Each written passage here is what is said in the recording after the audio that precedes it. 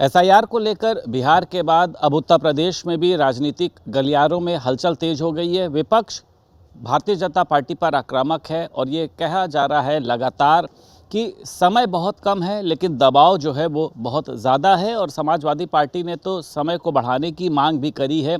आखिर इतनी जल्दबाजी क्यों है?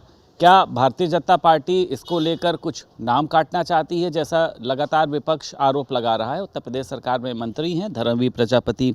मंत्री जी, आपने सुना मैंने कहा कि वक्त कम है, दबाव ज़्यादा है, तो ये जल्दबाजी किस बात की हो रही है? ये कोई जल्दबाजी नहीं है। हाँ, ये बात निश्चित है कि एक व्यक्ति के 4-4 जगह वोट है, तो वोट एक जगह डलना चाहिए। ये प्रयास है चुनाव आयोग का, और चुनाव आयोग उसी में अपना काम कर रहे हैं।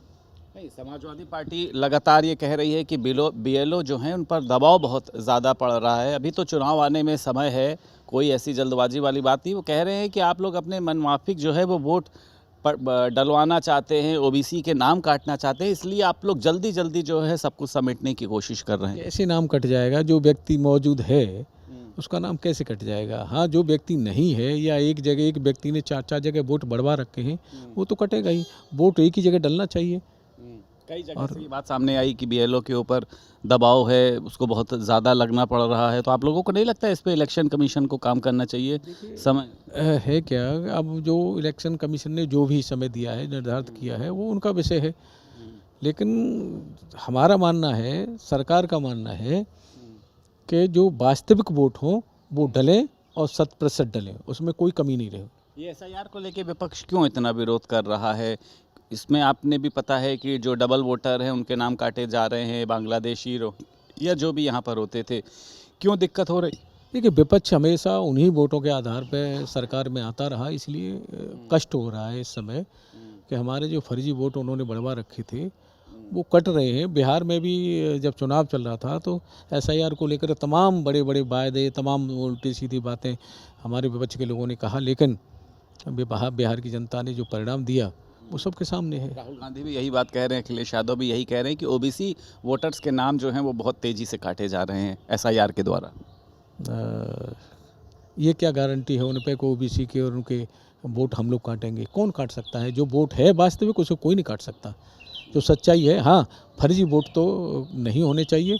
वही चुनाव आयोग कर रहा है कि फर्जी वोट नहीं डलना चाहिए, और नहीं वोट एक जगह, एक वोट जो है 4 जगह डलना चाहिए, एक ही जगह डलना चाहिए। कट रहे हैं, आपको लग रहा है इसलिए विपक्ष को ज़्यादा जो है वो परेशानी हो रही है, इसलिए वो बीएलओ का नाम लेके या वक्त कम की बातों को लेकर जो है आप लोगों के ऊपर आरोप लगा रहा है? निश्चित रूप से जो सच्चाई सामने आ रही है तो बेचैनी है उनको। बेचैनी है। अच्छा, कल ये भारतीय जनता पार्टी ने 14 नए जिलाध्यक्षों की जो सूची है वो जाहिर की। इसमें पिछड़े वर्ग पर आप लोग बहुत मेहरबानी दिखा रहे हैं। 7 पिछड़े वर्ग के हैं, 6 सामान्य वर्ग के हैं, 1 जो है वो अनुसूचित जाति का है। तो पिछड़ों का जो है वो वोट खिसकने की वजह ये देखी जा सकती है कि या फिर अखिलेश यादव के पीडीए की काट के चलते आप लोग ऐसा कर रहे हैं? देखिए, ऐसा नहीं है, हमारे यहाँ सभी का समावेश है।